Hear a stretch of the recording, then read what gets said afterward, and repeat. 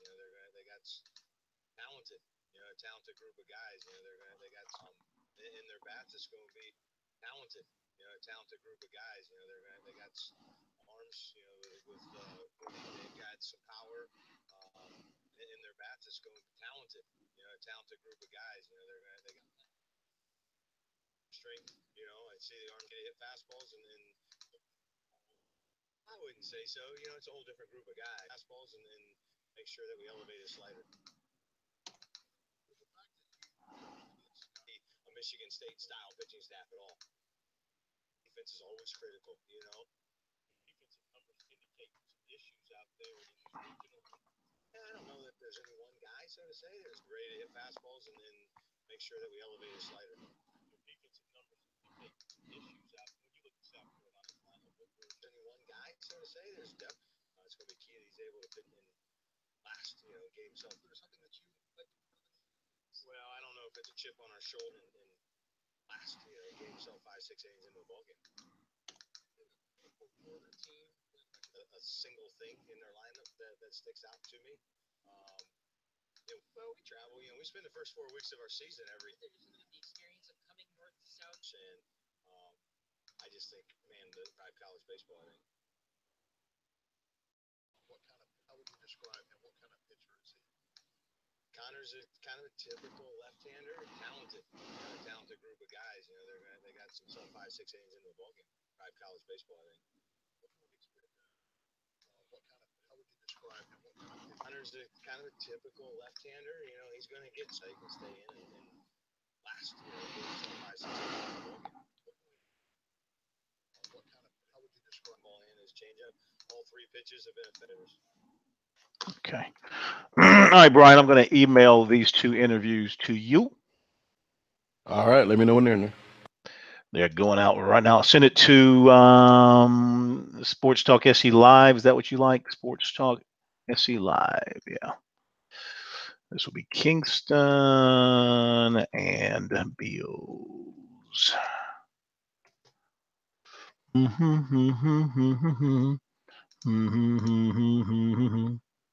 Boop. On the way. Cool.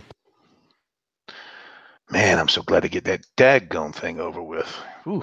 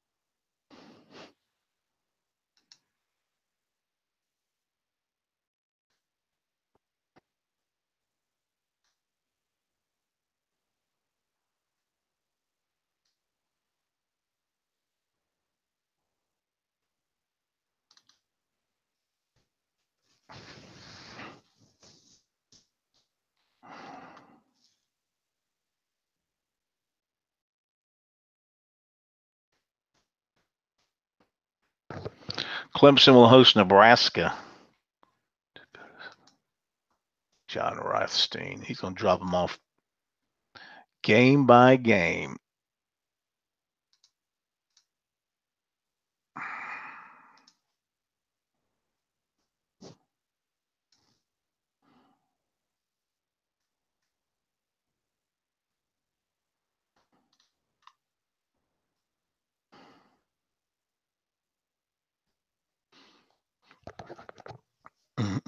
Are you playing anything out right now, Brian? No, not yet. Only got like a minute left anyway. I'm not going to start anything. Okay, just want to make sure we're all good here.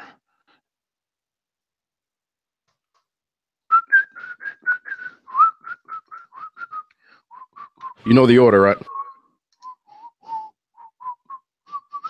Who talking to me? Yeah.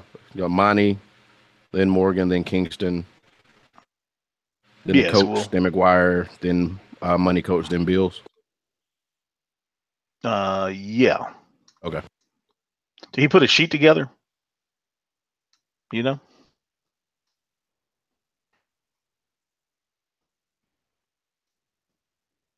Yeah, he put it. It should be in your email. All right. He's emailing it to you again. Okay.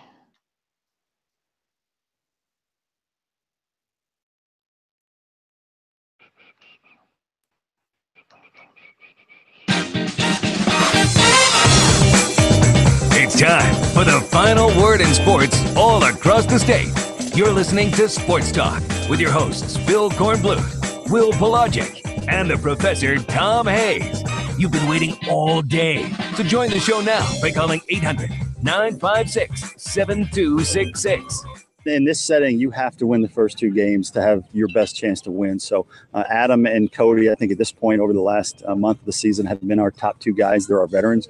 To me, it was a very easy decision. I don't know if I would say the sense of urgency is any different necessarily this year than in other years and with other teams. I think that this team this year is the most prepared and the most ready to handle it. That would be, probably my feelings towards that. And a pleasant good evening to you and yours, and welcome into Sports Talk from three different locales in North and South Carolina. We welcome you to the day before and the calm before the storm that is NCAA Tournament baseball, not only in the Palmetto State, but in North Carolina, involving three Palmetto State teams. Along with Phil Kornblut, Professor Tom Hayes, I'm Will Pelagic. Phil Kornblut is in Greenville, North Carolina, covering the Gamecocks. We get ready for their NCAA Tournament beginning tomorrow against Ohio State. I am at Clemson, just outside of Doug Kingsmore Stadium, where the Tigers get ready for their matchup tomorrow against Morehead State. Coastal Carolina, the Chanticleers facing LIU Brooklyn at Springbrook Stadium in Conway. A lot to get to today. We'll have Mike Morgan, as we usually do on Thursday, for Morgan on the Move. We're going to talk also to the money coach, Fran Halloran, and we check in on one of the head coaches of South Carolina's latest commit in football. Jeff Herron of TL Hanna will tell us about Zach Pickens, about very much a big prospect to come to the Gamecocks. But we start, Corn, with I guess we kind of broke the internet a little bit earlier today with some news. I'm just going to let you tell the story the way that you need to see fit so that we cover our bases and don't get ourselves in trouble and our credentials revoked from the NCAA. Well, we've had our battles with the NCAA over the years in various baseball situations. And, today was quite an action, to be quite honest with you. We're sitting up in the press box watching practice at East Carolina. Great people here at East Carolina, too. They're SID folks. They have a really nice baseball facility, very comfortable from a media standpoint. So we're in there, and we're just talking over some things about seating and things for the game coming up tomorrow. And their SID and his assistant both kind of chime in and say, under NCAA policy, you can only tweet one time per inning during a game. And we said, what? Yeah, he said that's the policy, and we're going to have to enforce it because the NCAA wants it that way. One tweet per inning, not after a half inning. We're talking about at the end of an inning, just one time. And so I put it out on Twitter just as an informational thing so people would know that when the game started tomorrow, we wouldn't be tweeting on a regular basis, and it would be that way around the country. In fact, I checked with another SID at another location, kind of confirmed the same thing. And of course, that created a firestorm on Twitter, not only in our state, but apparently around the country, quite innocently enough. And then a couple of hours later, after we'd gone out on the field and come back upstairs, they tell us, oh, wait a minute. After further review of the documents from the NCAA and an interpretation, we're not limited as to the number of tweets we can put out, but we can't tweet live while action is going on. In other words, it can't be live time tweeting. You can't tweet right after a home run is hit. You can't say John Smith hit a home run. I mean, you got to have a little bit of a delay between the action and the actual tweet. That's what it was about. It's regardless of that, I'm not saying that this is necessarily what our policy is, but really all we ever do on ours is if there's a rally or a scoring opportunity, we alert people to that. We're not tweeting out pitch by pitch or out by out.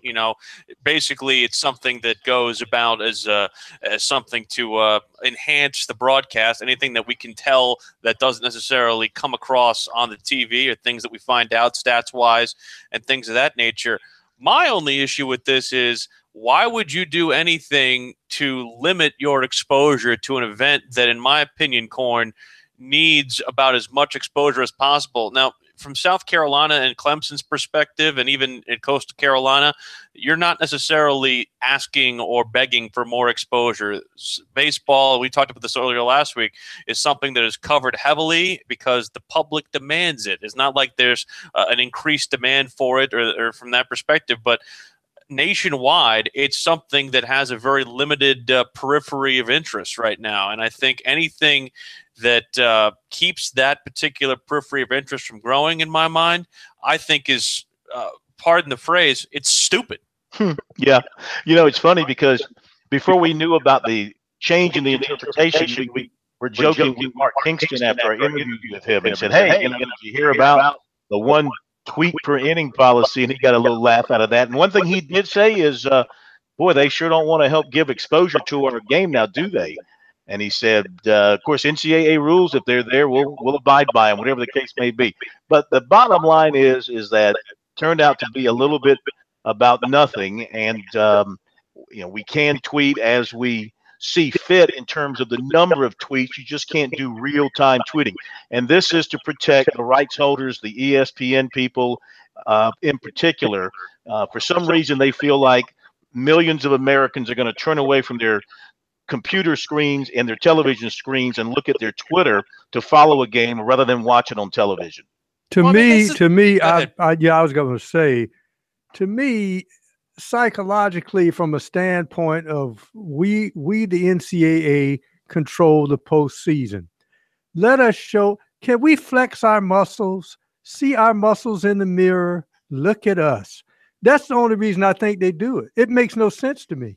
It's the same reason why whenever Corn or I goes to an NCAA tournament game, they make you put your whatever you're drinking, whether it's a bottle of water, whether it's a cup of coffee, whether it's a soda, and by the way, it comes from the corporate champion Coca-Cola, they put it in a Powerade / NCAA sanctioned cup, and literally they have people who are waiting in the wings, literally, to keep you. If you bring a can of soda or if you bring a water bottle from home, you must pour it in an NCAA sanctioned cup, and they have the cup sitting there. It is literally the most unnecessary jurisdiction of any rule ever created in the history of mankind. And it's just a further example of the fact that this organization, which we've already talked about this week, is nothing more than pure folly.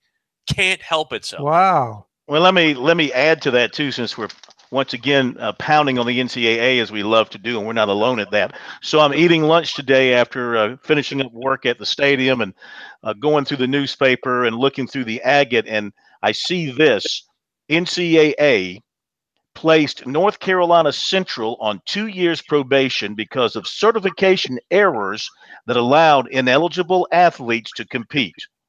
So here, once again, we see the NCAA hitting a smaller school, North Carolina Central. They should have done something in the state of North Carolina.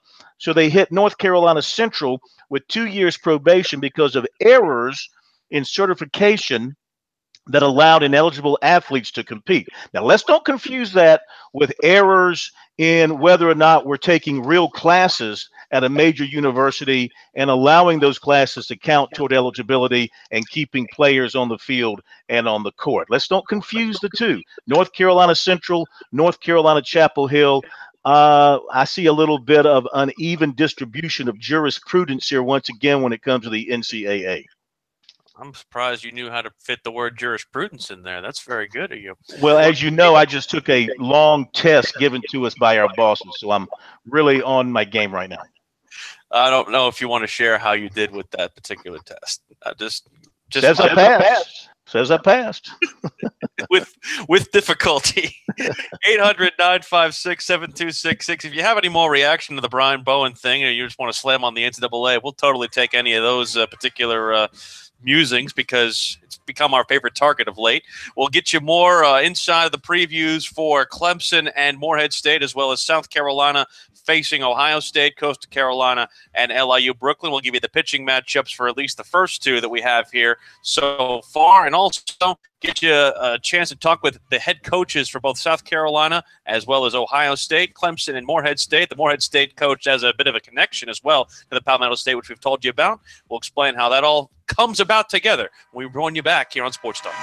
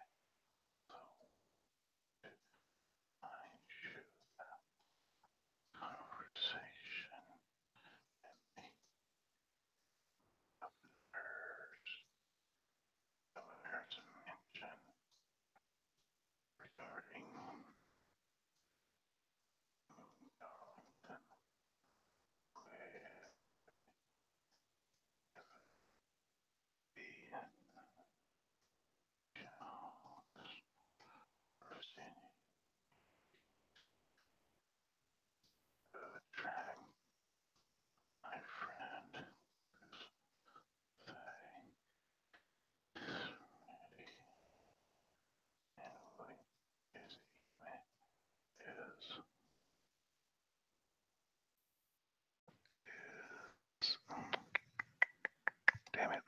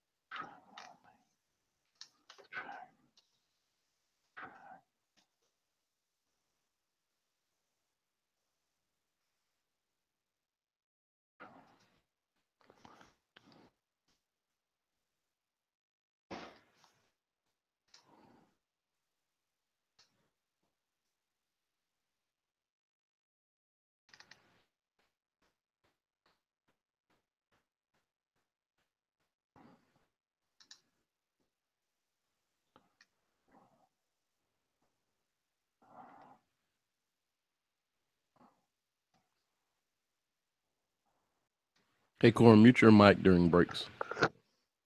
Mute my mic during breaks. Why is that? Mute. Am I saying something? Ooh, mumbling, whispering, breathing.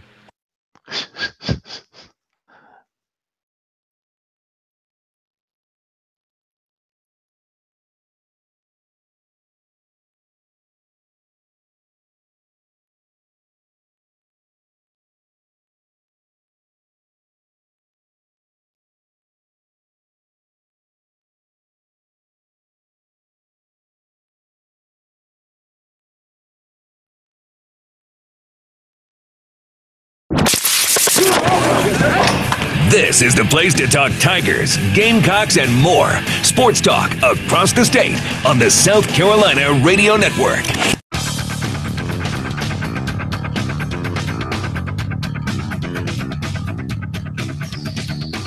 Welcome back, Sports Talk, South Carolina Radio Network. We're brought to you by the South Carolina Soybean Checkoff. Using your data to make informed farm management decisions improves your sustainable footprint. Show your commitment to sustainability with a free truck magnet available at unitedsoybean.org/sustainable. This message brought to you by your South Carolina Soybean Checkoff. I see, Corn, where you have retweeted our friend John Rothstein, who reports that the Clemson Tigers will have a very awesome natural Big Ten opponent for the ACC Big Ten Challenge. Indeed. They'll be facing a team they played a couple of years ago, and it didn't go well for the Tigers. They'll be hosting Nebraska in the 2018 ACC Big Ten Challenge, according to John Rothstein. He also has NC State at Wisconsin, Notre Dame hosting Illinois, Miami hosting Rutgers, Florida State hosting Purdue, Louisville hosting Michigan State, Northwestern hosting Georgia Tech, Pitt going to Iowa, Michigan hosting North Carolina, Duke hosting Indiana, Ohio State home to Syracuse, and Boston College home to Minnesota. That's all from John Rothstein.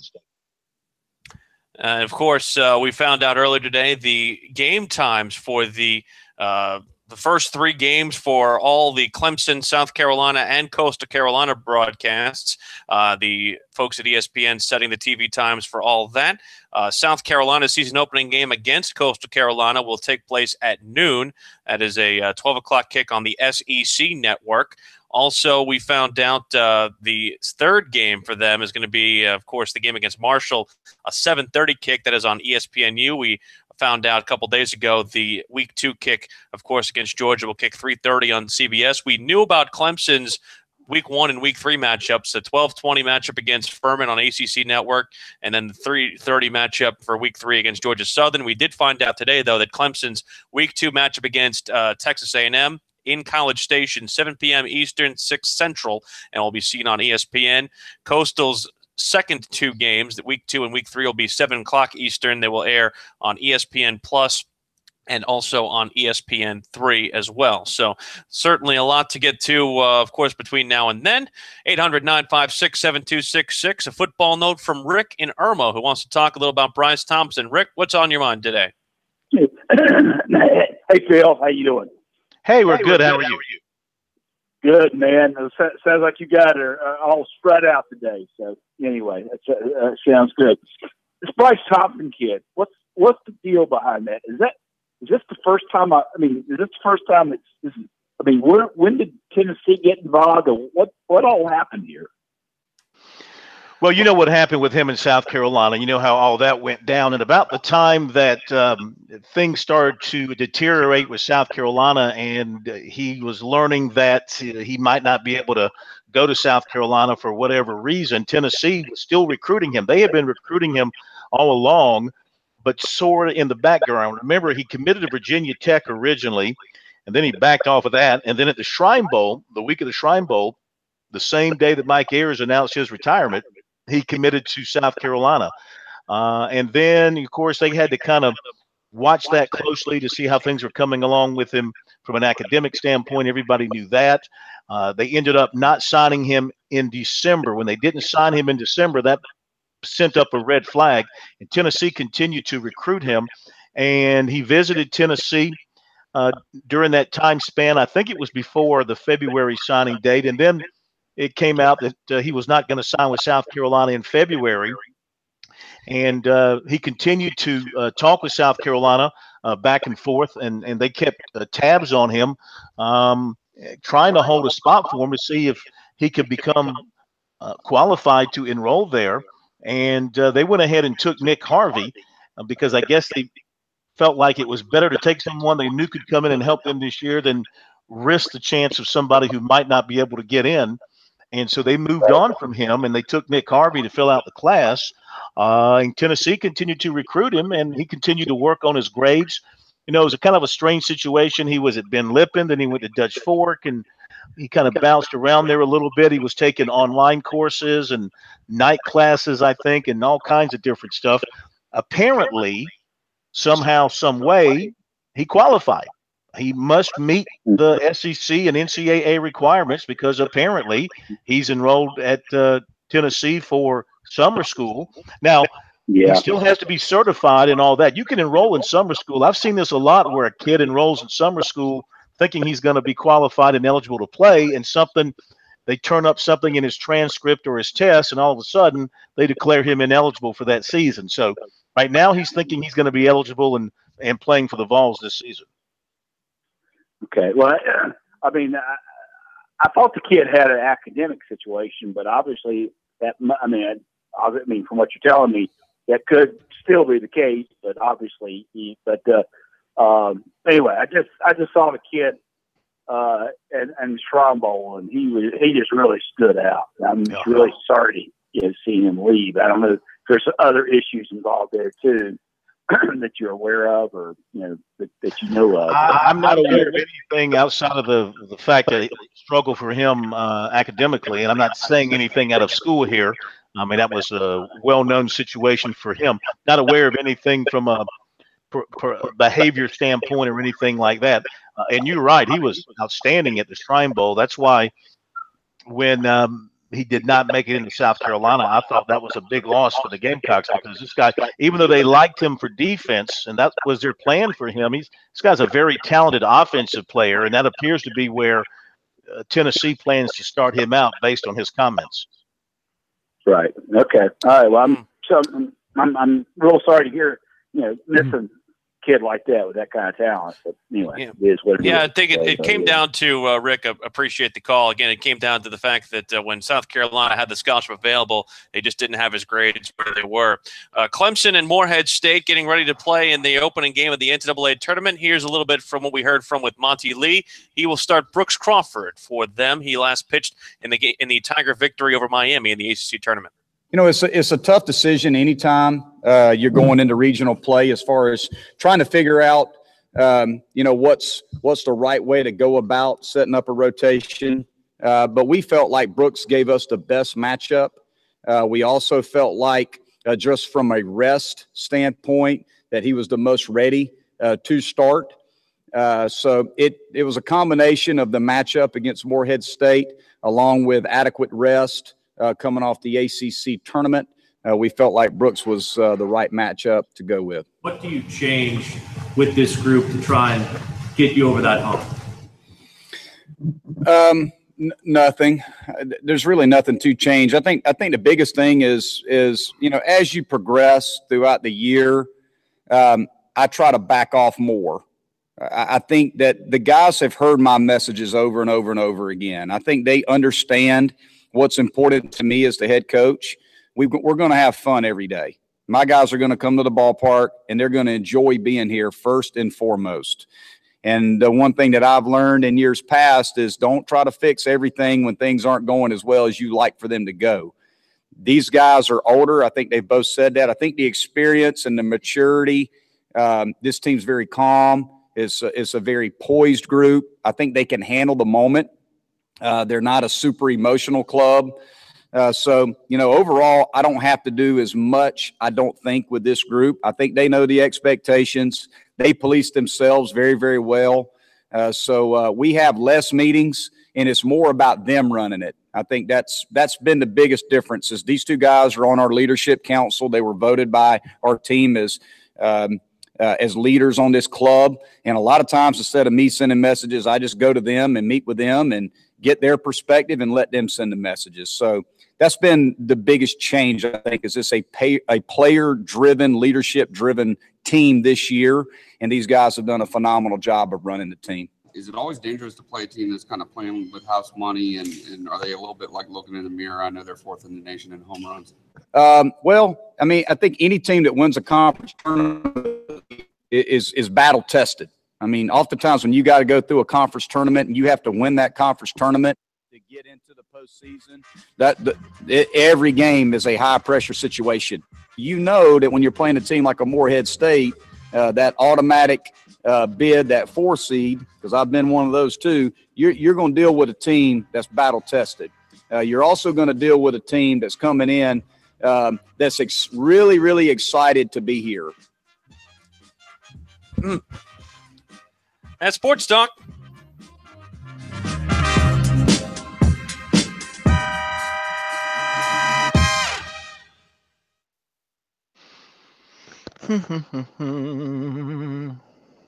Hey, Brian.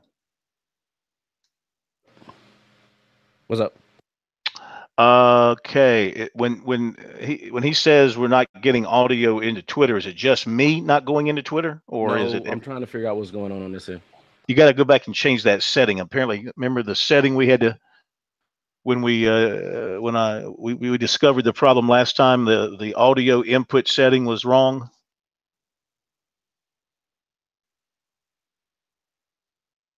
You have to go up into. What did I go into to check that out?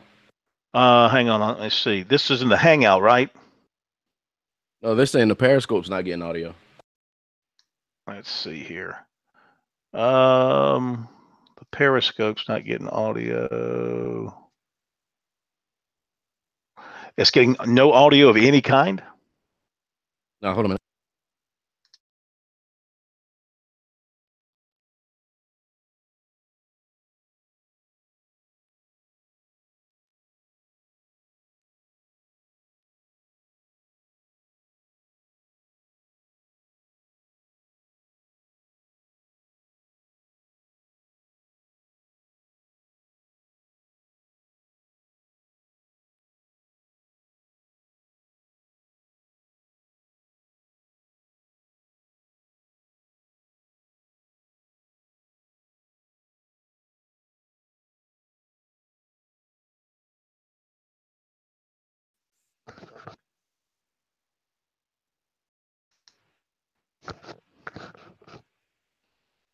Hey, Brian, you got me?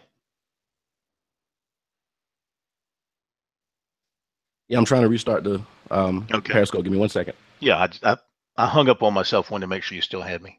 Holler back at me when you're done. All right.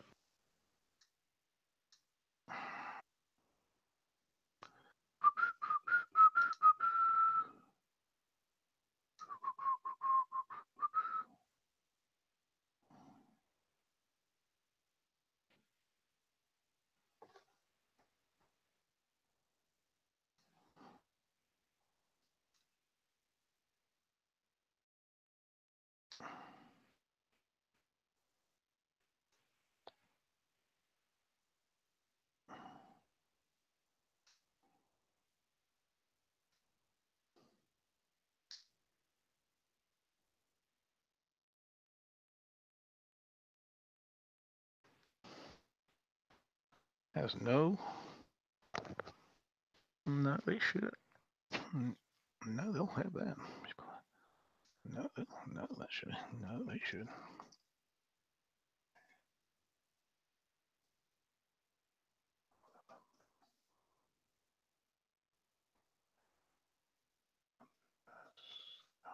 Hey, I still got you in here. You want me to sing in the invite? No, you still hear me? Yeah, I got you. Yeah, I reconnected. How am I sounding coming through? You sound good. I got to call Mike Morgan. Hold on. Okay.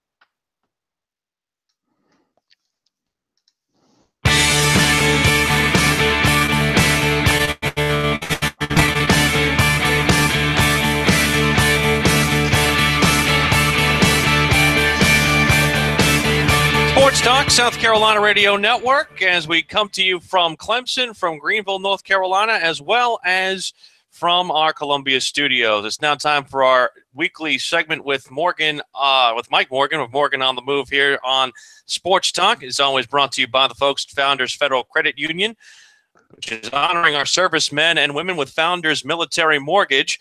Apply online at foundersfcu.com/mortgage or at a Founders location where a qualified mortgage loan officer will help you through the mortgage application process. And by BP Skinner Clothiers, the best clothes that you could possibly have all across the country come to you right here in the Palmetto State with BP Skinner Clothiers. You can find them online at bpskinnerclothiers.com or in the Vista as Mike Morgan joins us here on Sports Talk. Corn.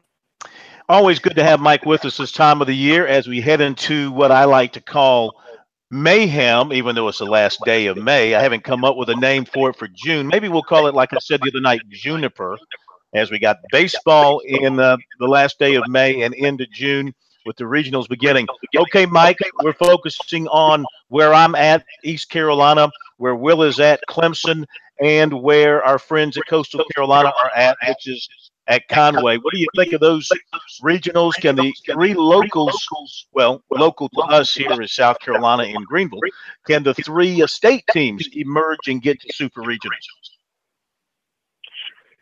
I certainly think South Carolina and Clemson are in very good position to advance. I think Clemson just missed out on a national seat. I think you could have made a strong argument for Mark Calvey's group to get that, depending on what metric you want to look at and make the final call on. And I think in the case of Carolina, to me, that is easily one of the most dangerous number 2 seeds going that nobody wanted to see in their bracket. The way they've been playing down the stretch, particularly in the second half in conference play, I don't put a ton of stock in what happens in Hoover. I'm more concerned about, again, what they did Friday through Sunday, or in some cases Thursday through Saturday, those last 12 to 15 games. And clearly it's a different team from that point. And I think they can rally around that. Look, East Carolina has been a great story for a long, long time. But I've always thought the hardest trip to Omaha is the very first one. And until they break that seal, that's always going to play in your mind in a scenario like this. When you're in a postseason game and you know the team, the program on the other side has been there and you haven't. And I think it's played a little bit of mind games with them in the past, and that would concern me for them. And I think it would be to the benefit of the Gamecocks moving forward. You know, this is my first time here in Greenville, North Carolina for anything. So I ran into our old friend, former USC assistant basketball coach Ken Pasternak here today, and he took me on a tour of their new Hall of Fame and the basketball offices and over to the football stadium, and very, very nice stuff. But I'm leading to this. I believe you called games here with South Carolina when they played East Carolina in the past. What do you recall, if I'm right about that, what do you recall about the game atmosphere at Clark LeClaire Stadium? Oh, it's great. I mean, that program is all. I've called football games there. I've called baseball games there. They are one of the more underrated venues out there in terms of an intimidating home crowd. They really, first of all, they love the game of baseball. I always talk about this when I talk about fan bases. It's one thing to jump on a bandwagon when a team in a particular sport does well. You know, women's basketball for a lot of programs is like this. You care less about it, then all of a sudden you're great at it. Oh, I love women's basketball. They love the game of baseball, and they have supported that program for a lot of years, and they've had their heart broken a number of times. It's only a matter of time before they do break through. But yeah, it's a great atmosphere. I don't think they'll have much problem selling tickets out there. And it's kind of like a Louisiana Lafayette. Some of these, so-called mid-major, or in this case, non-Group 5 conference venues out there that are still very good, very intimidating, in fact, and a great place for a regional type setup. Mike, obviously Clemson coming in here for its third consecutive year hosting a regional. They want to get beyond this weekend for the first time under Monty Lee. How do you believe they are equipped in making that happen? Well, I think a great balance. I mean, I always look at, people get obsessed with the starters, in baseball and in the postseason. And obviously I'm not diminishing the importance of having a good starter. If you got a first rounder on the mound, that's a fantastic thing to have. But very often it's the teams that have the best bullpens that are able to advance. You don't have to have studs game 1, game 2, game 3. Very few teams have that anyway. But if you have a good starter, and what if he has a bad outing? What if he just doesn't have it? If you've got a weak or thin bullpen, that to me does you in quicker than not having the deepest rotation in the world. But Clemson, you could argue their best arm is in their bullpen. That they've got some strength there. Seth Beer, of course, is now hitting again like an All-American. I don't see a lot of weaknesses on that club. I would, for those that look at Vanderbilt and say, "Oh no, Vanderbilt," I don't think this is as good a Vanderbilt team as we've seen in the last few years. Having put them under a microscope, I had them a few weeks ago.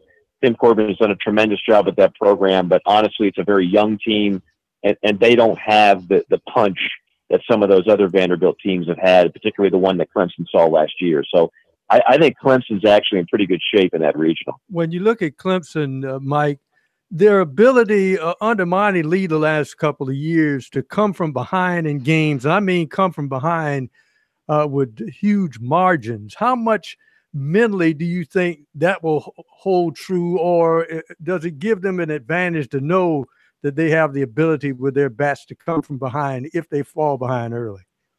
Well, it certainly can't hurt. I mean, look, anytime you have a team that's resilient like that, this time of year, there are certain teams that have had a knack of winning one-run games, a knack of winning come-from-behind games. Some teams do that better than others.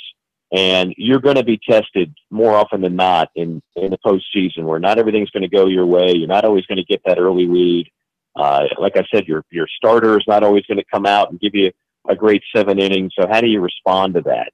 And that is a team that has been able to do that well. And I think that certainly pays off. I also think, again, as you mentioned, they have not been to a super in a while. So, that plays with your mind a little bit. Just like the first trip to Omaha is the hardest. The first trip for a group of guys that have not been to a super under Coach Lee, that's the hardest. And at some point, if you're down 1 run, the 7th inning of an elimination game, let's just say hypothetically to Vanderbilt, I think that plays in your mind a little bit. But if you've had a propensity to overcome that in the regular season, chances are you'll be able to do some of that in the postseason as well. All right, a couple of more minutes with Mike Morgan. Morgan on the move with us here on Sports Talk on this Thursday night. Mike, I detected a lack of love for our friends in Conway. You did not cite Coastal Carolina in your opening statement about one you think that will advance to a super. What's up with that? Oh no,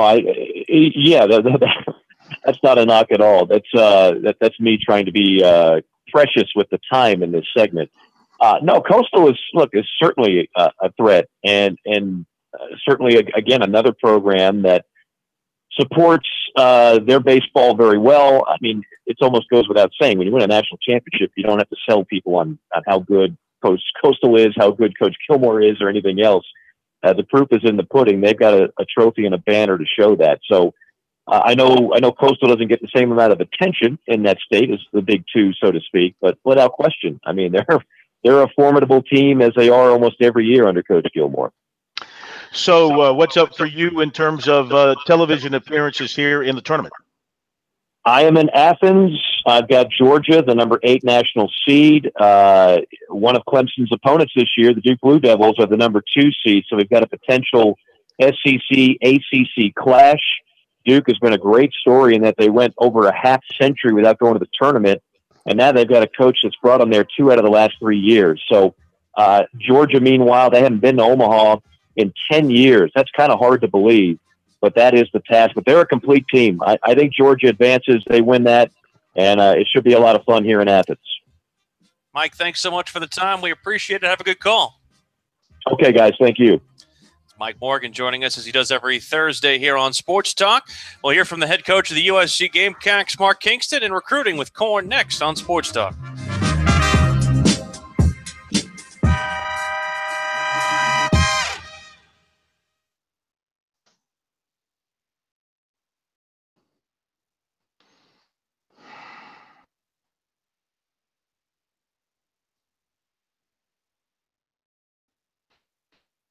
No. Let's see. Mute. Did we get that issue resolved, Brian?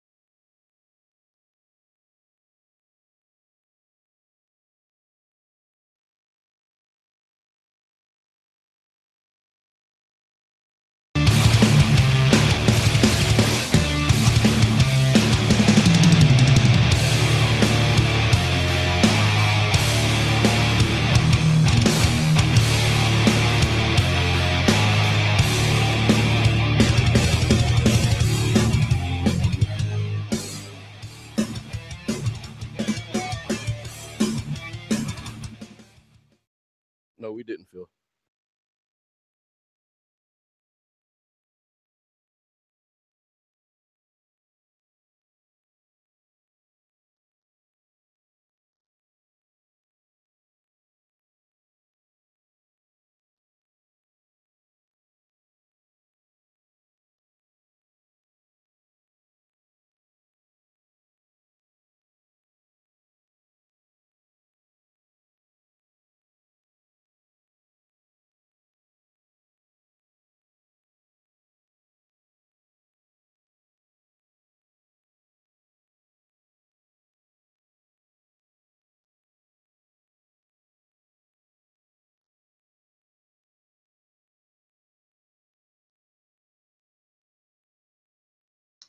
Hey, I was going to say, check the wire and make sure it's firmly plugged in or the connection hasn't come loose.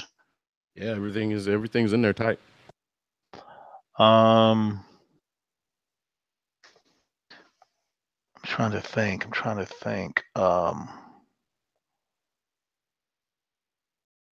I mean, we're not doing anything special. We're just bringing up Periscope and feeding it, right? We're not doing anything in another computer in our studio, are we? Like we do for the YouTube. You sure there's no on the feed you've got going there? You sure there's no muting of the sound in some form or fashion? Nope. A mute button or something on there? Did you reboot the iPad? Yep. Well, I'll try that again. Let me bring y'all back first. Okay, yeah.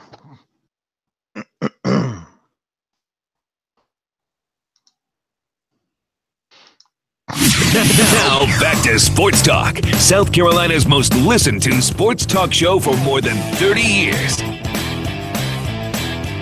Back on Sports Talk from Clemson as well as Greenville, North Carolina, and our Columbia Main Street studios.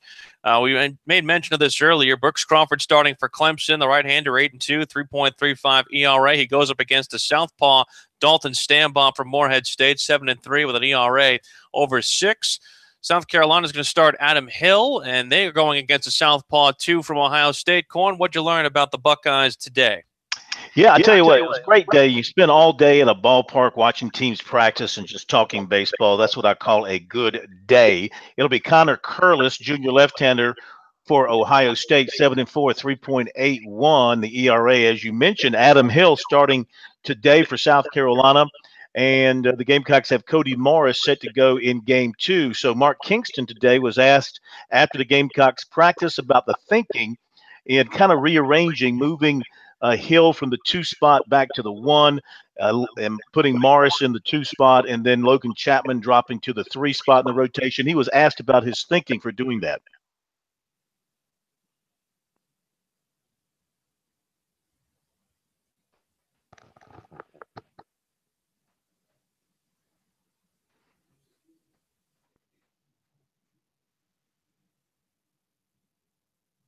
And in this setting, you have to win the first 2 games to have your best chance to win. So Adam and Cody, I think at this point over the last month of the season, have been our top 2 guys. They're our veterans.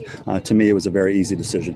What gives you the belief that Adam can dominate a Game 1 performance like you need your first starter to do and go the distance or as far as he can? Well, we're going to go in this tournament as far as Adam, Cody, and the rest of the starters can take us. So it's a natural decision to give Adam the ball and then hope you win that game. If you do, then probably Cody will be. Said heading into the SEC tournament, this team is loose and confident. Do you feel like that's this case heading into this weekend? Yeah, no doubt about it. At this point, if you start to get tight or you start to try to do too much, that's when you start to feel the pressure. And then when you feel pressure, you don't apply pressure. So our mindset is that we're going to come out here, leave it all out on the field, play confident, play loose, and see what happens. How hopeful are you that TJ can make an impact this weekend at the region? Always hopeful, just like our fans, hoping that he can impact some games. Just don't know in what capacity that will be yet. It's a long shot at this point, probably, that he would start a game. So he may impact the game more with his legs and with his defense at this point. How long has he been taking batting practice, and what did you see from him today out there taking? He's been taking it a few days. We haven't been able to challenge him yet with the high velocity training that we like to do. So I think he's still a ways away from really being ready to take 5 at bats in a game. How do you feel the team just looked today, day before the big regional game? Just how do you think they look during practice? Yeah, we're fine. I mean, that's what we are. We work hard. We get after it. We have some fun. And that's why it's the kind of program I think players enjoy being a part of, because they know we're going to work them hard, but we're also going to have fun while we do it. So I think you saw a little glimpse of that, of how we go about our business today in practice. What's the indicator when you know Adam Hill's on his game from the mound? Is he commanding the strike zone? At the end of the day, it's all about that, because the stuff is always basically the same, but is he commanding the strike zone? Is he getting ahead of hitters? When he does that, he's tough to face. When he falls behind and he has to throw the fastball right down the middle, just like any pitcher, that's when he becomes hittable. You guys bring the pitching machine, and will you be able to use it at all? We did. Now, we didn't hit off it today because we went after it pretty hard the last 3 days. We took the 2 days off over the weekend, and then we got on that pitching machine pretty challenging from Monday, Tuesday, Wednesday. Today, I thought it was important with facing a left-handed pitcher on game day that they hit off Skyler today and tomorrow. So it was a good balance this week of challenging them with the pitching machine, but also getting them hitting off a left-handed arm point.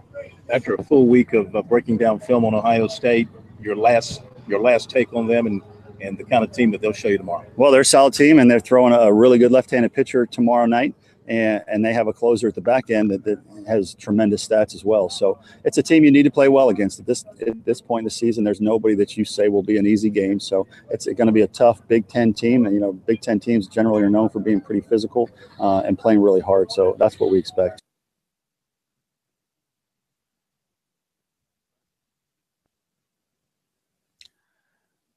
Those are the words of Mark Kingston, the head coach. Mark Kingston from today after the practice here in Greenville, North Carolina. This thing about Ohio State, though, like a lot of teams from that part of the country, their record gets a little bit skewed.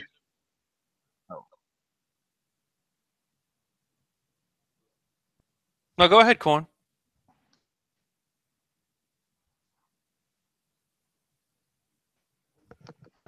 Are we having a little bit of a glitch, gentlemen? I'm guessing. I'm guessing that is what it is. Something sounds amiss. Anyways, I was saying, I'll try and say it again. Teams like Ohio State that come out of the Midwest, their records are somewhat skewed because of the fact that they spend so much time early in the year on the road. Ohio State didn't play a home game until March 16th. They played games in Conway, Pensacola, Florida, Port Charlotte, Florida, out in Arizona, because they're trying to avoid, of course, the cold weather back at home. So to come away with a 36-22 record, including 10-8 on the road, pretty good. And that's what Ohio State did. So should be a pretty good little test for the Gamecocks when they get on the field tomorrow afternoon.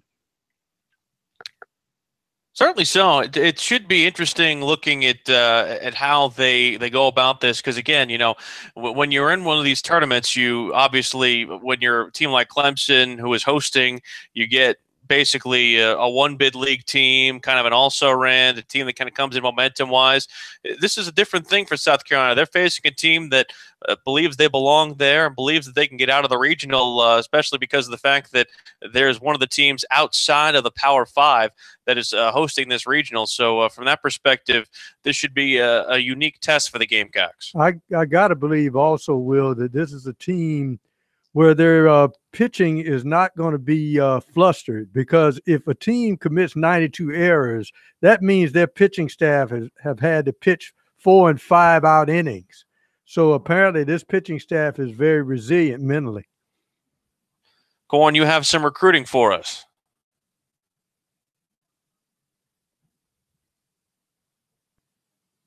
Apparently we're having some issues with Corn delay-wise, so we'll try to get back with him as we go throughout the program here. Sports Talk is brought to you by the folks at Founders Federal Credit Union. Receive double CU rewards points on lodging, travel, and dining purchases from May 15th through July 31st.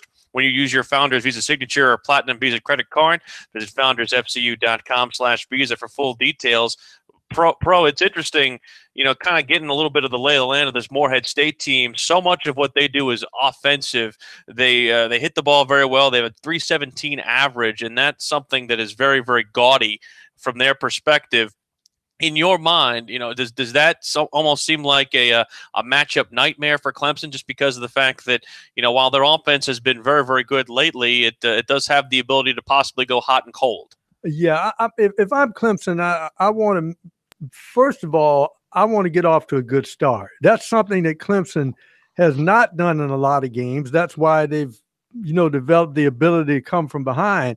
But I think with a team like Morehead State, you want to try to put in their heads early on that they're in a different atmosphere and maybe they don't belong right here. So if you can put the pressure on them early, that's all to the good for Clemson. But if Clemson lets Morehead State's offense crank up early, then suddenly they have some confidence they belong, and then you've got a dangerous, shall we use the pun, turning it around, tiger by the tail. So you got to be careful when you got a team that's come in that has nothing to lose. You want to make sure that they don't get that extra bit of oomph to try to steal a game from you.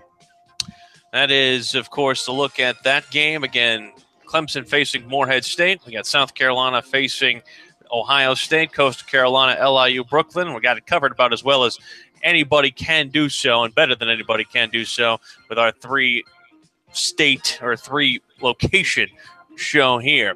We'll come back after the top of the hour. Corn will give you his recruiting report. We'll also hear from the head coach of TL Hanna, Jeff Herron, about what's going on with Zach Pickens, the latest South Carolina commit. We'll hear from the opposing head coaches for Clemson and South Carolina, both from Morehead State and Ohio State. Money coach Fran Halloran also comes your way, as well as we continue on a packed sports talk right here on Sports Talk South Carolina Radio Network.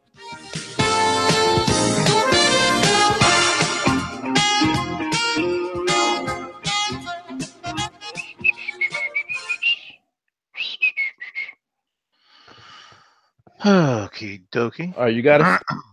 Yeah, I rebooted. I mean, I dropped. I think my internet was starting to deteriorate. How does it sound on your end now? Sounds good now. Did it got real bad, didn't it? Yeah, you went the complete delay. Yeah, I don't know where that came from. Could you understand me at all, or was it all garbled? It wasn't even garbled. It was just gone. I mean, you heard nothing? You would start talking like 8 seconds after everything was done. Yeah, that's weird. I just think the internet here.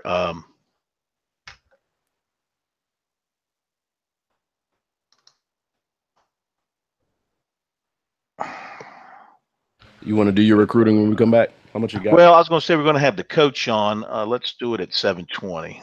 I'm going to tell him let's do it at 7:20. I'm I'm here. Say it again. Yeah, let's do it at 7:20. I don't want to have the coach waiting through all that.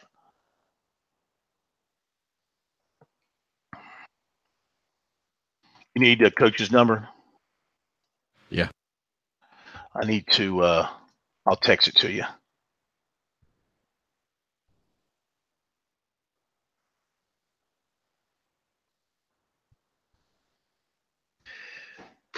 Come on, you mother frigger. I'm going to go restart the iPad. Hold on, okay? All right.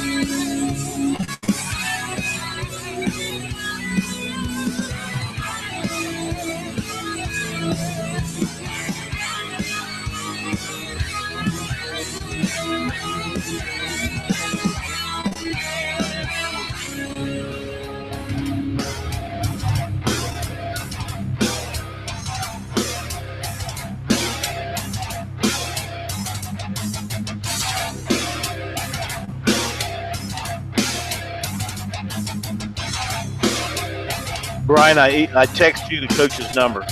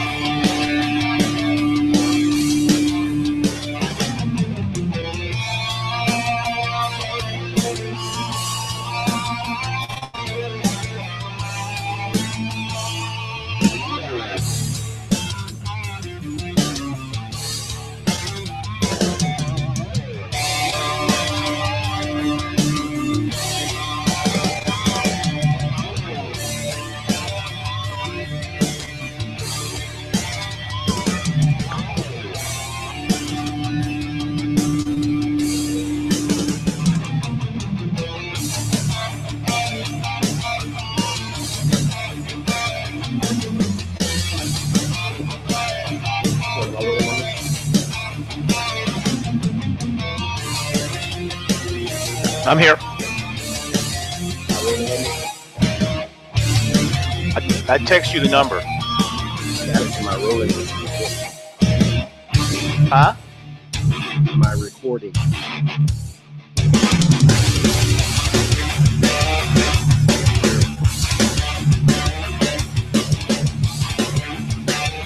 Says you're recording.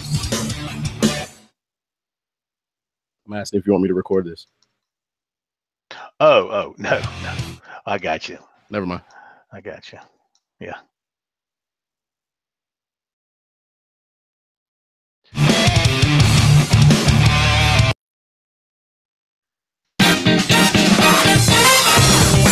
Round 2 of Sports Talk up next with your hosts Phil Kornbluth, Will Pelagic, and the Professor Tom Hayes. Don't leave us hanging. Join the show. 800-956-7266. Welcome back, Sports Talk, South Carolina Radio Network, coming to you from Clemson, from Greenville, as well as our capital city of Columbia. Along with Phil Kornbluth, Professor Tom Hayes, Will Pelagic here with you. We have a lot to get to in our final hour together, so bear with us. We have the money coach, Fran Halloran, joining us at the bottom of the hour. We'll hear from Mike McGuire, the head coach of Morehead State, as his team gets ready to take on Clemson. We'll also hear from Greg Beals, the head coach of Ohio State, as his Buckeyes get ready to take on South Carolina in the opening game of the NCAA tournament. But now, Corn, we turn our attention to the latest commitment for South Carolina football, and he is a big one. Yes, indeed. We've been so busy with baseball this week. We've been meaning to talk to Coach Jeff Herron from TL Hanna about his outstanding defensive end, Zach Pickens, who committed last Friday night after the spring game to South Carolina. A huge pickup for the Gamecocks, and Coach Herron joins us here on Sports Talk. Coach, how are you? I'm good. How about you? Hey, we're doing great. Thank you for joining us. And I tell you, I've heard so much about Zach and read so much about him. I don't want to use the Jadeveon Clowney comparison by any means, not saying he's that kind of a player, but it certainly sounds like in his own right he can be an outstanding defensive player at South Carolina. What do you like most about him? Well, Phil, first of all, he's a great kid. He's very well-grounded. He's got great values. He has a great work ethic. And he's just a good young man. And then you couple that with the fact that he's pushing 6'6" and 280 and runs like a running back. He's an exceptional talent. And between being such a good kid, being such a good player, I think it's a great addition for any program.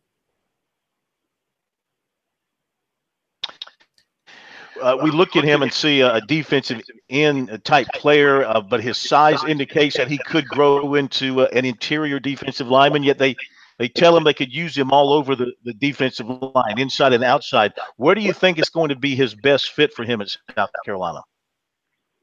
Well, I think some of that will depend upon what happens to his body as he grows, and as he matures. But I think the attraction for everybody that's recruited him has been the fact that he can play outside.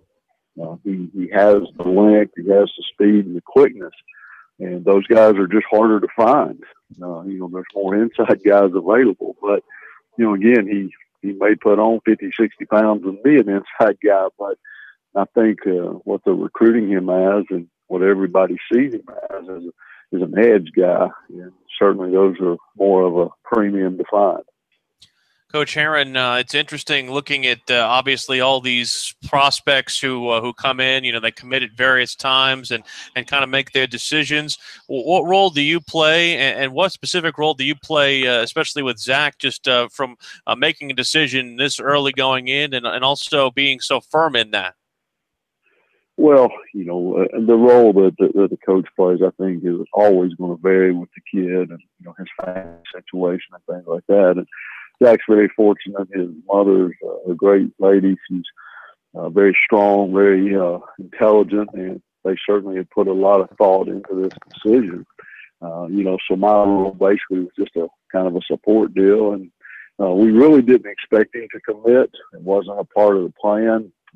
In fact, Friday night he was going to announce his top 5 or 6 choices. But I think the pressure, of it gets to anybody, and it certainly did him. And it just it wasn't fun anymore. And, he talked with his mother, and they came in and talked with me. And, we all talked about the commitment, not where they were going, but just the fact that if you're going to do this, we want to make sure that, when you give somebody your word, you stick with it. And, they said they were good with that and was what he wanted to do. And so they decided to go ahead and just get it over with, basically, so you can kind of relax and concentrate on his senior year. Coach, as Zach thinks about contemplating going to the next level, what are some of the techniques he has to work on to get the optimum out of his ability as he moves on to college? Well, one of the negatives for a young man like Zach is that, he doesn't face the kind of competition daily that he's going to see at the next level. And, it's very easy for him to dominate people at our level and maybe not have the best technique, maybe not have the string be at its highest point, things like that. And those are things he'll see at the next level. But he's got to be his best every day. And again, he's never really had to do that because he's just so much more talented than everybody. But when you go to South Carolina or Clemson or anywhere at that level, you're going to see people like that across the ball from you every day, and you have to adjust to that. And it certainly will be an adjustment for him. We are talking with Coach Jeff Herron from T.L. Hanna High School about Zach Pickens. Tell us how Will Muschamp in South Carolina pulled this off, because Zach told me in his early years Clemson was strong on him, and of course with Clemson being so close by, it just seemed like a natural. But Muschamp made him a singular priority in recruiting by himself. And what kind of role did that play in Muschamp winning the day? Well, I think, first of all the schools that recruited Zach did a good job. Couldn't say anything negative about any of them, but Zach has always been about relationships, and anybody that asked me that was recruiting him, I would tell them that. And he had a very close relationship with Marion Hobby at Clemson, and he left to go to the Jaguars. And I think when that happened, Zach just kind of stepped back and started kind of re-examining everything. And he actually told me that. He said, I probably would have committed there early because of Coach Hobby. And he said when he left, I started trying to look at, the other places and, giving them consideration. And I think South Carolina, Coach Muschamp and the other guys that were recruiting him did a really good job cultivating that. And Zach likes the family feel that he said he felt there, just the relationship he had with the coaches. And for him, that's more important than what color uniforms they have or what they wear, things like that. With Zach, it is about the relationship with the coaches that are coaching. It's interesting, Coach, and just speaking from your own perspective, if this was your defense that you had, I mean, think about the fact that you could have guys like Rick Sandidge coming in, you could have Zach Pickens, obviously. There's possibly also somebody who just decommitted from Clemson that could be on South Carolina's roster. I mean, that is a pretty staunch defensive line that Will Muschamp might have here in a couple of years. Yeah, watching the SEC over the years and the ACC now too, I mean, the teams that have the most success always have really good defensive lines, and that's just a part of it. You can't play at that level without them. And I think it's what separates people at any level is, what kind of defensive line do you have? And there's just not that many of them out there. So when you can get them like that and stockpile them, you got a chance for success for sure.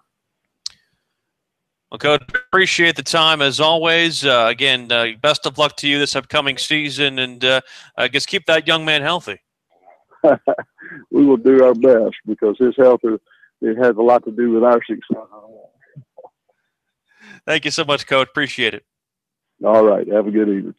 That's Jeff Herron, the head coach at T.L. Hanna. Corn, it seems to me that you're getting somebody who looks almost like a basketball player playing the defensive line. It's going to be interesting to see how that fits in the Gamecocks' plans. Well, no doubt about it. I mean, his skill set is something that's special. 6'5", 270 pounds, and he runs extremely well at that size. And he's just a big man coming off the edge who has the speed, get outside and get around tackles and put pressure on the quarterback. And I'm not going to say he's like Clowney was, who could turn and run with running backs and run those guys down. But I think this is a bigger guy who can stuff the middle if you want to put him in there, or even tie up a tight end and a tackle in some situations. So he brings a big package to South Carolina. I don't think you can underestimate the importance of this class. Certainly so. We'll continue here on Sports Talk and also give you a little bit of chance to hear from some of the opposing head coaches for South Carolina and Clemson's opening games of their regional. And we'll also have Corn's recruiting report coming your way next.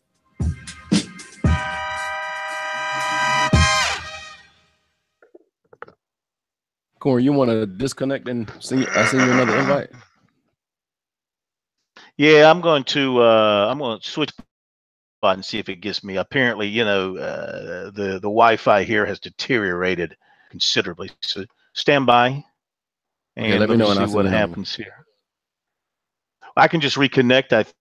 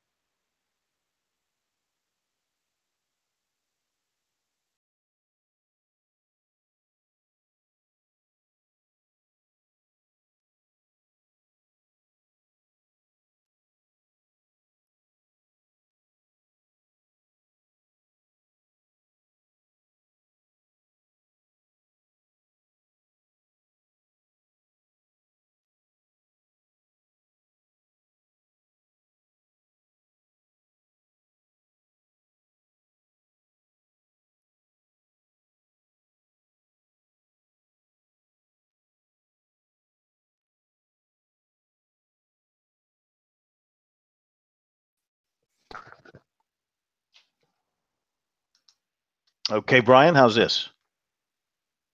Sounds good. You don't hear the delay or anything? Nah, you're good. You want to test it real quick? Test one, test 1, 2. You ready? Test one, test 1. Can you hear 1. me? Oh, do it again. Do it again. Are you ready? 3, yeah. 2, 1. 1. Slight delay. Let's do it again, okay? 3, 2, 1. Yep.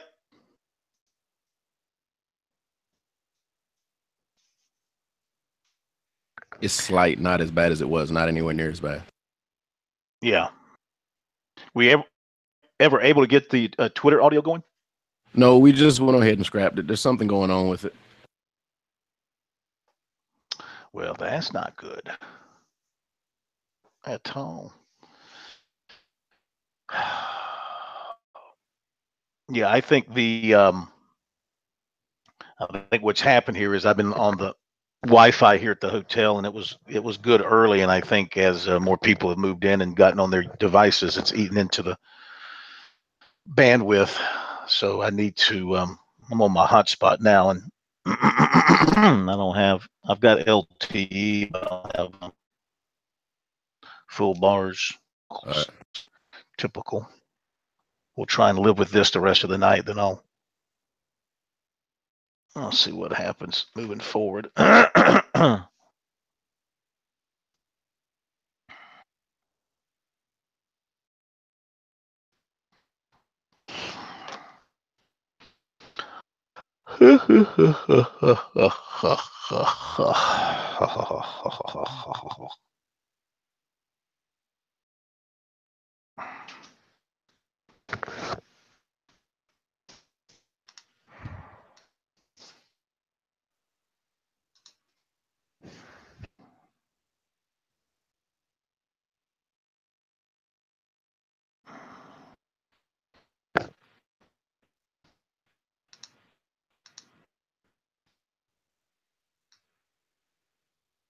Sports Talk is the sports talk show of Main Street, South Carolina. From the coast to the mountains, we cover it all.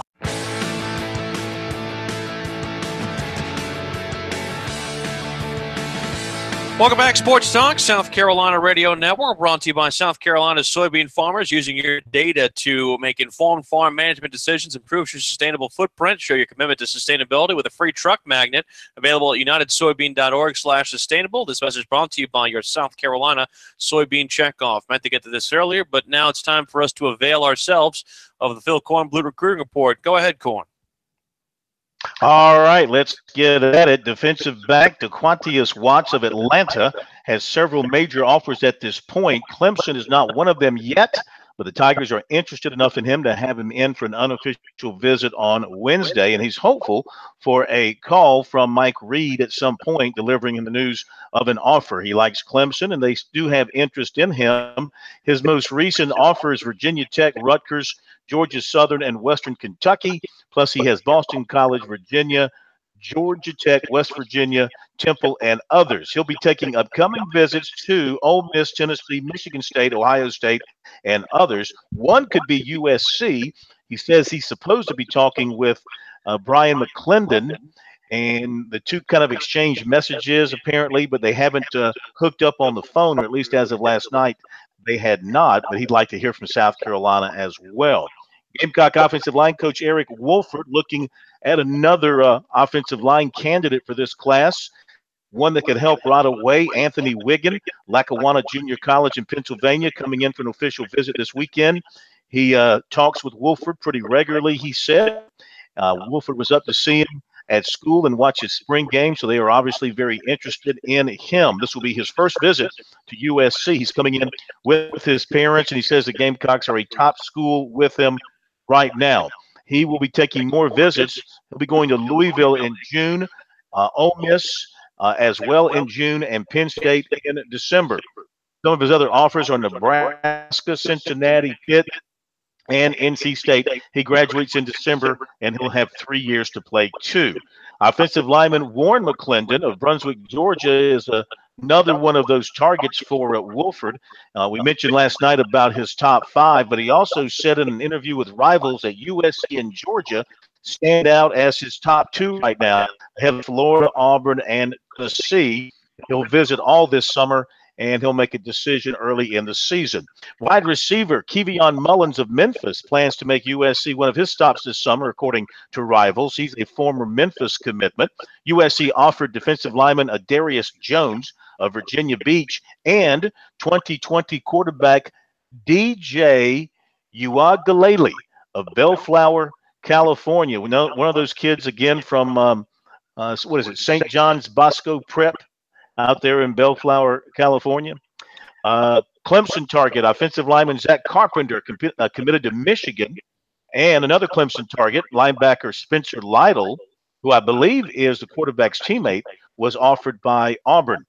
2020 receiver Jalen Coit of Sherrall was offered by Purdue, according to Hale McGranahan of SEC Country. And in basketball, 6'7" Christian Brown of Lower Richland is taking an official visit to UNLV this weekend. That's it in recruiting for now. Of course, we will be updating things throughout the evening and throughout the rest of the week. Check it out on our website, SportsTalkSC.com, and on Twitter, use the hashtag STRecruiting. We give a shout out to our good friend Scott Eisberg, who, of course, a former Sports Talk fam of WCIV in the Low Country. Apparently, he is stuck in some big traffic on I-26 East around Orangeburg, but still had time to find out a good taco joint to get some tacos. But he is in bumper-to-bumper traffic, and if you are with Scott, our thoughts are with you, but I hope you are tuned into Sports Talk as you do so. He was up here for Clemson and Morehead State to kind of give some coverage for those guys down there. Of course, Morehead State comes in with a head coach that has South Carolina ties. Mike McGuire, a former South Carolina Gamecock, also an assistant at Winthrop, and was the former head coach at Lander. He talked about his connection to the area when we spoke with him earlier today. I played in 92, 93 here at South Carolina, and so back then we played 4 games a year, I believe. 2 games at home and 2 games here midweek, and I remember long midweek road trips home. Seemed like during that time span, the home team seemed to win most of the time. And, obviously I grew up from Ohio, didn't know the Clemson-South Carolina rivalry.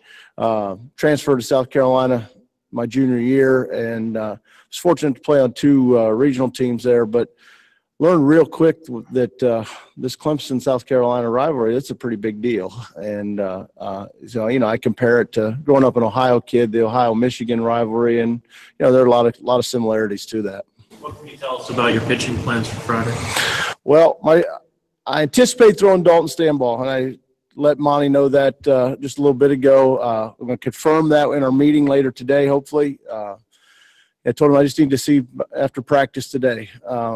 We emptied the tank on the mound this weekend to get here. And, so just, and Dalton wants the ball. And as long as he's good to go, we'll go that route. But at the same time, I don't want to put him in in harm's way either.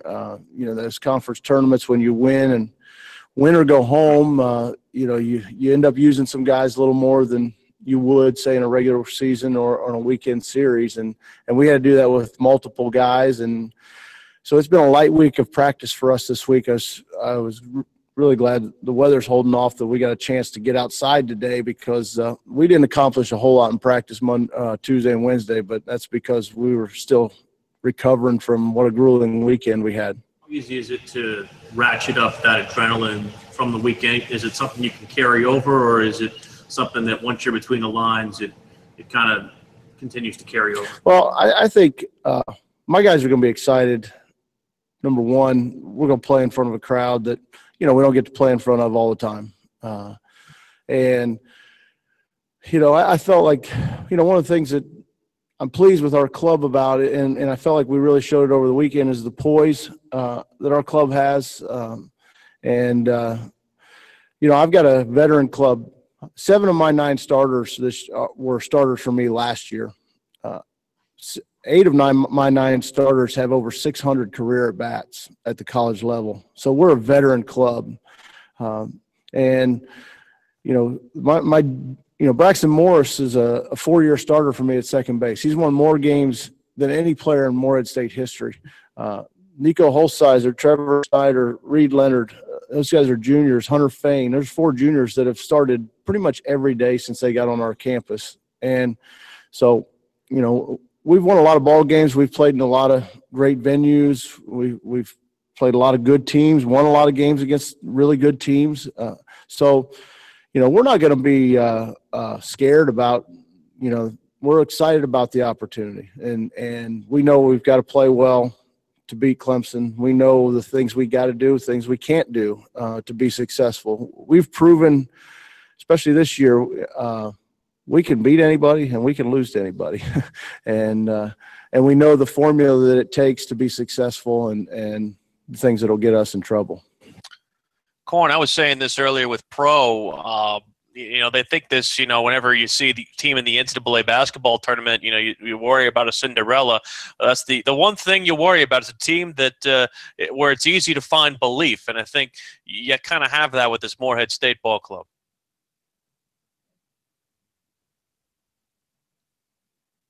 At least I think we have, Corn, but Pro, again, it's a more of a belief factor from their perspective. It's a much different. Here I am. I think Corn is back. I muted myself. Sorry about that. No, what I was saying was the Morehead's pitching. I think that Clemson can feast on this pitching staff with Clemson's bats, as we've seen it all season long, with their power and the way they have gotten hot at the plate over the last third of the season.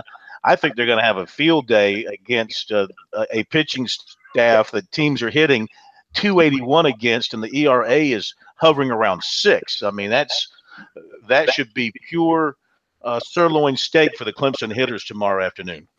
See, now you're making me hungry. Why you got to do? Why do you got to mention sirloin steak?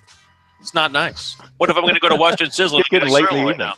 It's very late. Yeah, that's right. Past my dinner time. The Money Coach Fran Halloran will talk about what we are actually doing this weekend, which is watching baseball in the NCAA tournament. Next on Sports Talk.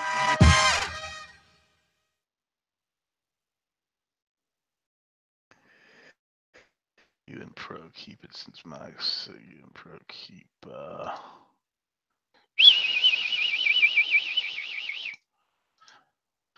Oh boy, you and Pro keep it.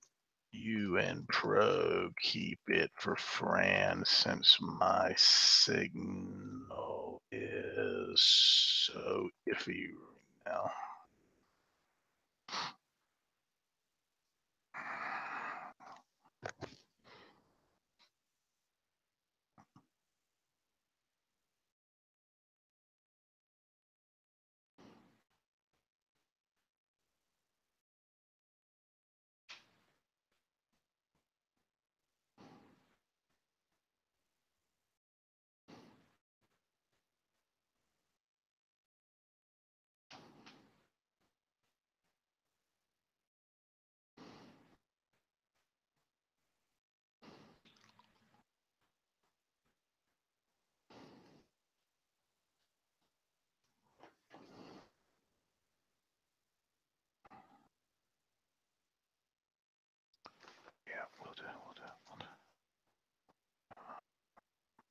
Well, I'm gonna keep you down. All right.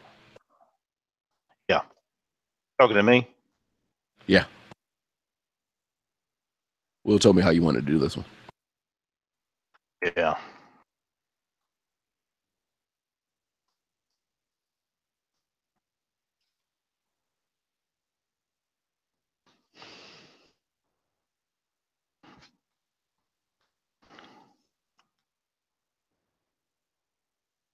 How have I been sounding since I went to my hotspot?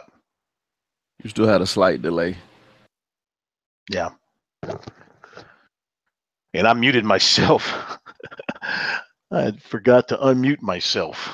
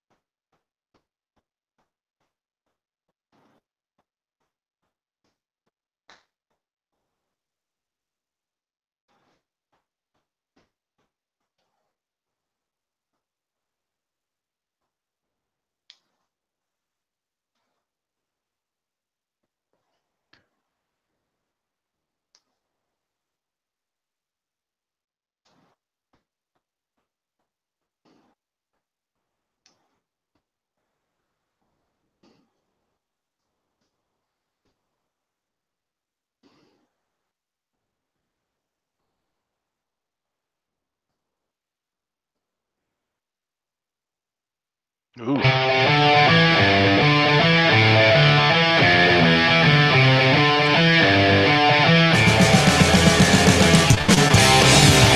Welcome back, Sports Talk, South Carolina Radio Network. It is our final chance of the month of May to check in with the money coach, Fran Halloran, as we do every Thursday in the penultimate segment of our program. He's here to talk to us a little bit about some of the money that surrounds the NCAA and its perennial event in Omaha. We were in Omaha, of course, for the NCAA tournament earlier this year with Clemson. Either Clemson or South Carolina trying to get themselves back there this year. Fran, what's going on? How are you today? Gentlemen, I'm doing well. I hope you guys are too. Certainly. So what's on the docket for this evening? Well, I do want to talk about the College World Series and its economic impact, Will. It's big, and when you consider that this year alone there are 2 teams hosting regionals, I think it's important to point out what Clemson, and Coastal Carolina stand to gain just because they're going to host these 4 teams for, 4 days? Starting tomorrow, it starts today or tomorrow, right? June 1st. Starts tomorrow, goes through the weekend. Right. So for four days, roughly, there is a huge economic impact on the communities of Clemson and Conway because of this regional. Let me give you an idea of what I'm talking about here. And it's also important to say that it's just, unfortunately, because the Gamecocks couldn't get a regional here, they're missing out on this. But Clemson and Coastal Carolina, they should see an impact over this 4-day weekend of about $1.3 million into their respective economies for 4 days of baseball. That's a lot of money. That is a lot of money for 4 days of baseball. And I did this very, very modestly, too. I went with a middle of the road ticket package daily and over the course of the whole tournament. I did a moderate $3,000 people per game visiting, modest beverage and food sales, average restaurant sales, and very average lodging in each of these places.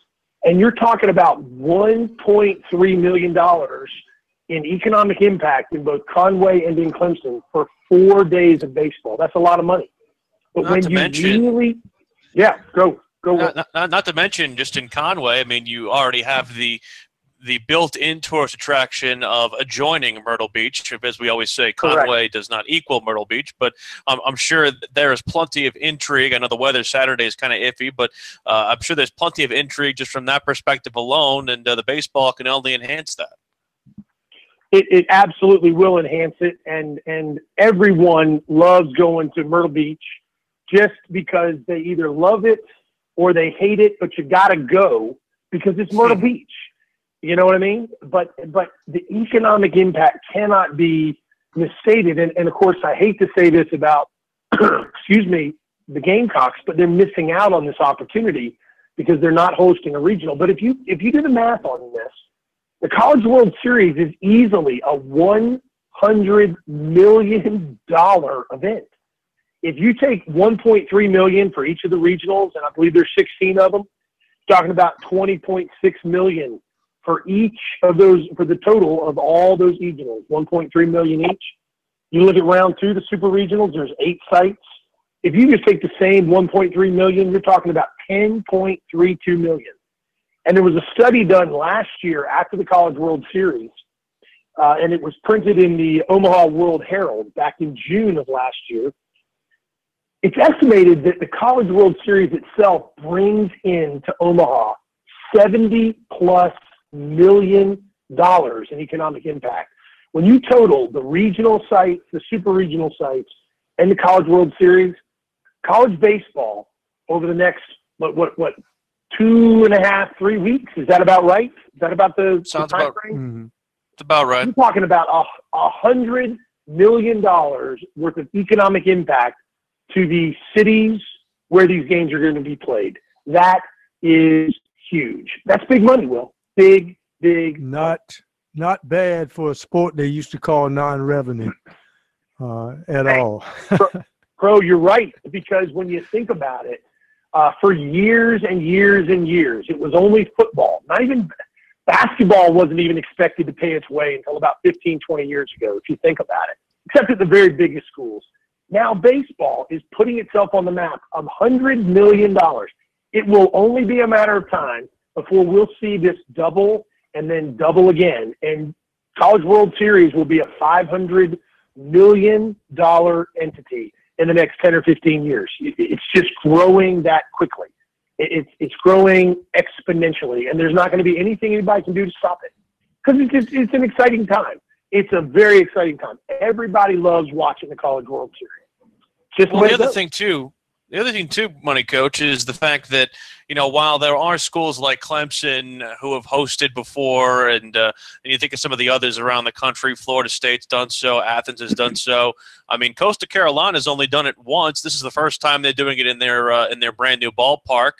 ECU has only hosted a couple times. I mean, there's still a novelty with some of these venues that they're getting to do this for the first time, and you're getting that particular part of it.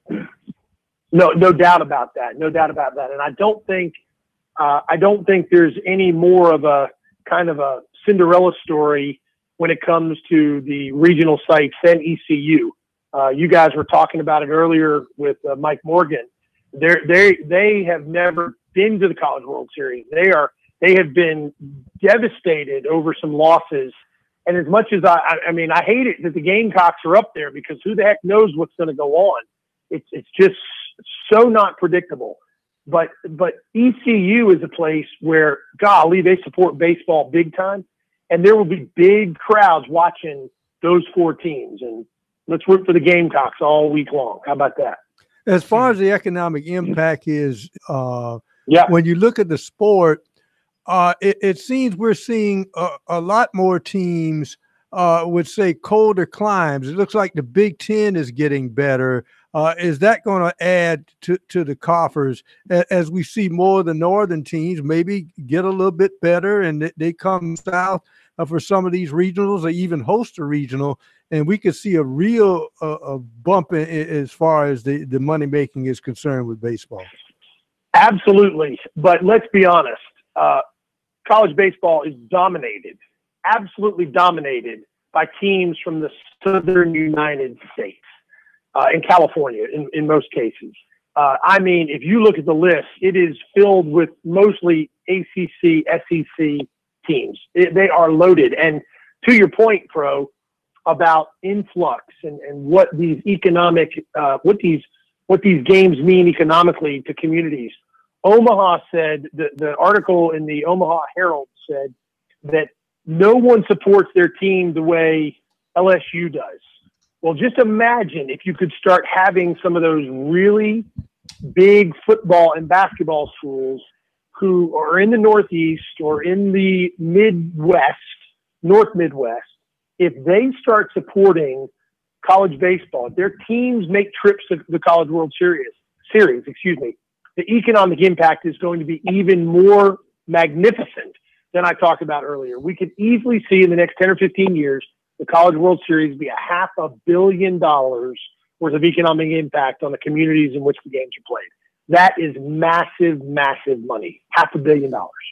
Huge. Money coach Fran Halloran joins us every Thursday. Tell folks how you can help them with their finances. Well, thank you, Will, for that. You know, we specialize at Higgins and Halloran Financial Group in helping people with their retirement, their insurance, and financial coaching. We do a lot of investment planning, a lot of retirement planning, and we coach people on how to be very intentional and deliberate with their money. You want to reach us? It's 888-779-2557. 888-779-2557. Have a great weekend watching baseball, guys. Thank you, Fran. That's Money Coach Fran Halloran. Back up to Greenville, North Carolina. Corn's conversation with the Ohio State coach next.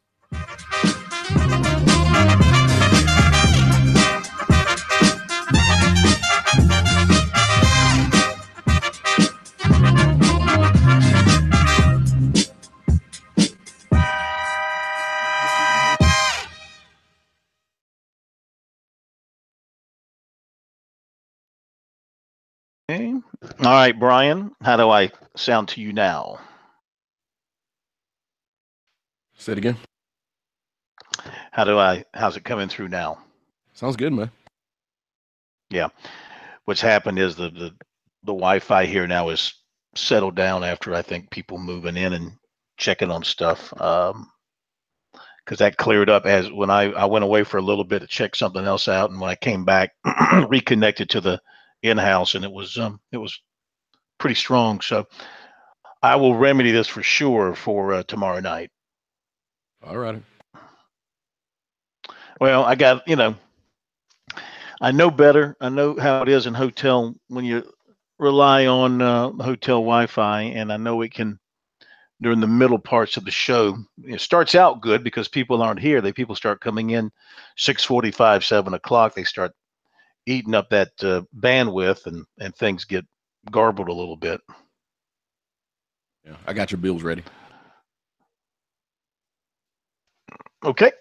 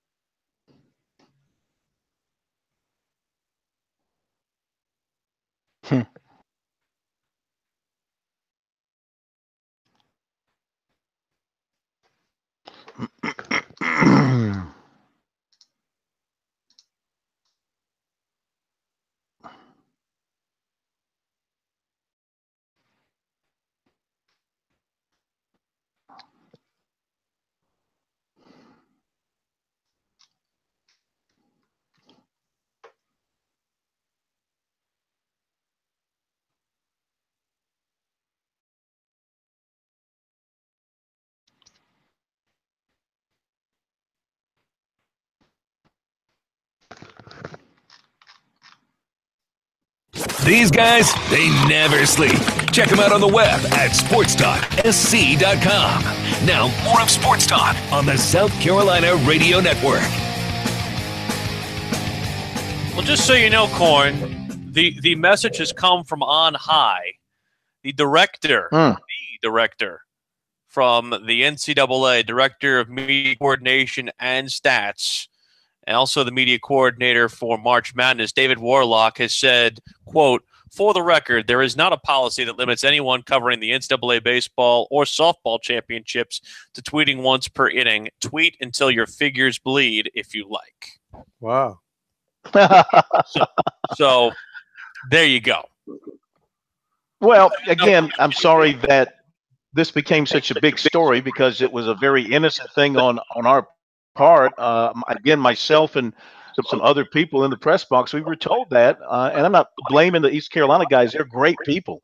That's what they thought the situation was. They very directly and bluntly told us, hey, you're limited to one tweet per inning, and we were led to believe that for about 2 hours. And when we came back from interviews after, and of course I had tweeted it out there before that, and it raised a lot of eyebrows. I know that, but that's what they told us. I'm not making it up. And then we come back upstairs and we find out, oh, wait a minute, I think we got this not exactly right. So you guys can blog, as they call it, not tweet. They say you can blog, you just can't do it in real time. So you gotta be a little bit behind the action when you put your tweet out there. Interesting. Either way, the point is, I think we're okay given our usual protocol. Yeah, we're not ones to tweet pitch by pitch or movement by movement, so I think we'll be okay. We're going to hear from the Ohio State coach in just a moment. I wanted to update the leaderboard at the Memorial because we've got some familiar names near the top. The leaders right now are Abraham Answer, and they're in a lightning delay. They had a lightning delay this afternoon. Abraham Answer, Joaquin Neiman, and Hideki Matsuyama, 7 under par, so they all share the lead. As far as the locals go, however, Kyle Stanley and Lucas Glover, 5 under par, and Wesley Bryan is right there at 4 under par, so a good start for him. He needs a good showing. Bill Haas is 2 under, Kevin Kisner is 2 under, Russell Henley is at 1 under. Tiger Woods in the tournament had a little bit of a back issue out there today, but he did finish at even par, 72, as did Scott Brown and Dustin Johnson. William McGirt is +2, Rory McIlroy, Phil Mickelson +2, Jordan Spieth is +3, and Doc Redman in his first professional event, 5 over 77 for him. As far as the USC opponent tomorrow, it's Ohio State. The Buckeyes head coach is Greg Beals, and we spoke with him after the Buckeyes had their practice today, and he was asked about being here in Greenville and getting ready for this regional and facing the Gamecocks in the NCAA tournament. Talented group of guys. They got arms, with velocity. They've got some power in their bats. It's going to be, a game where it comes down to execution, and who's going to be able to execute in critical situations, get the hit when they need to get the hit, make the pitch when you need to make a pitch. Who stands out with Adam Hill? Arm strength, I see the arm strength. I see, good action on the slider. We're going to need to make him pitch that slider in the zone and not chase the slider down and out of the zone. So be ready to hit fastballs and make sure that we elevate his slider. Your defensive numbers indicate some issues out there, and in these regionals, when it gets tense, defense can sometimes let down. Does that worry you going into tomorrow's game? Well, defense is always critical, and we've been. It's part of who we are. It's been part of us from the get-go. We've made some improvements along those lines, and it's not the errors it's just better make them plays. We got to make plays. I'm not worried about any one guy, committing an error or anything like that. We just got to be able to make a play, roll a double play ball when we need it, take care of the baseball. If we're going to win this regional, we're going to have to take care of the baseball. And when you look at South Carolina's lineup, what worries you the most as you look at their top hitters? Man, I don't know that there's any one guy, so to say. There's depth and there's strength in their lineup. That's what makes them a good ball club. They finished strong. I think they won their last 3 SEC series. So to do that, they're actually playing good baseball this time of year. So I wouldn't point out, you don't get to this point because of one guy. And so there's not a single thing in their lineup that sticks out to me. we're going to pitch efficiently. A lineup like that has a tendency to wear on a starting pitcher. It's going to be key that he's able to pitch efficiently so that he can stay in and last, get himself 5-6 innings into a ball game. What can we expect out of your pitcher tomorrow? How would you describe him? What kind of pitcher is he? Connor's kind of a typical left-hander. He's going to get swings and misses on his fastball more than you might think because the velocity is not, mid-90 velocity. It's going to be upper 80 velocity, but he's going to get swings and misses. His fastball is kind of slippery, a typical left-hander, and it's going to be critical of him that he's able to mix and match with his breaking ball and his changeup. All three pitches have been effective for him at times. If he has all three of them working tomorrow, I think he'll be tough on their hitters. So that's the one thing, Corn, with this left-handed pitcher that they're bringing in here tomorrow. I just always feel very wary now, especially after the last couple of times that South Carolina has seen a lefty, especially one that is, as they call them, the crafty lefty, not necessarily someone who's overpowering. That's not you can't simulate that on the pitching machines. You're right, and like we mentioned earlier, you may have heard earlier from Mark Kingston, the Gamecocks, they used the pitching machines during the week. Today they took live pitching from their pitching coach, throwing left-handed to get a feel for what the pitch is going to look like for them coming out of the hand of this left-hander. So, but you're right, a left-hander like that who doesn't hard upper 80s, basically a junk pitcher, he can leave you off balance and leave you swinging in the air quite a bit. So just have to be patient. Go with the pitch, as we see a lot. Just go with the pitch. Try and go the opposite way if you have to. But my suggestion for South Carolina is that they get to this guy and get a lead early, because as we've talked about this week, Ohio State appears to have a lights-out closer, and if they've got a lead in the 8th, 9th inning, and they bring this guy in, Seth Kinker, it could be a very tough end of the ball game for the Gamecocks. This guy has got a 1.49 ERA, 15 saves, and teams are hitting just 213 off of him. But I like that you look at South Carolina going with their most experienced pitcher in Hill, a guy that pitched in the 2016 regional and won an elimination game for the Gamecocks. Remember, in Columbia, the Gamecocks won the regional, then lost the super regional to Oklahoma State. So he is the last pitcher the Gamecocks have had to throw in a regional game. So he's got that experience behind him. And even though his record and his ERA aren't necessarily glistening, teams are only hitting 188 against Hill. So if he keeps the ball in the strike zone, and keeps the ball in the park and lets his defense play behind him, I think he's got a chance to have a good day. And I was about to say, Will, that one of the things that's key to South Carolina is a lot of teams are starting to hear about the left-handed pitching. Well, they've trotted out lefties. South Carolina at this point may have seen just enough to know how to deal with a lefty now.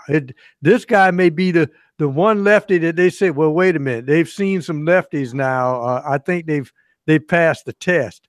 And a lot of times it's just like having a timing mechanism in your head. I remember when some people say, right-handers are comfortable to breaking pitches for the mark coming right at you. Not necessarily. Some right-handers freak out when they see a left-handed pitcher, and some left-handed hitters prefer swinging off of lefties. It just depends on your timing and the way you look at the pitch, and stop looking at the release point as something different because you see so many right-handers. Corn, real quick, how's your weather? Well, it was raining this afternoon. It was overcast most of the day. As I look outside now, as dusk is here, I've got some clouds and some blue skies ahead. I know it's going to be very warm tomorrow. We're talking about low to mid 90s with a chance of pop-up thunderstorms. So the Gamecocks teeing it up at 2 o'clock right in the middle of the afternoon could be a little dicey with some of that weather. Here in the hills of the upstate, it's going to be in the mid-80s. They might have a pop-up thunder shower in the afternoon that could affect the opening game between Vanderbilt and St. John's, but it looks like clear sailing for Friday night's contest. Should be a game-time temperature around 82 at Doug Kingsmore Stadium. We'll have all that for you coming up tomorrow between South Carolina and Ohio State, Clemson, and Morehead State.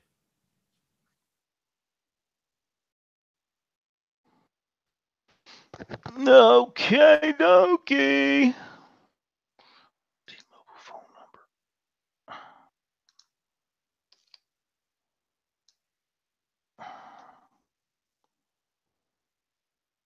Just a signal to do your recruiting.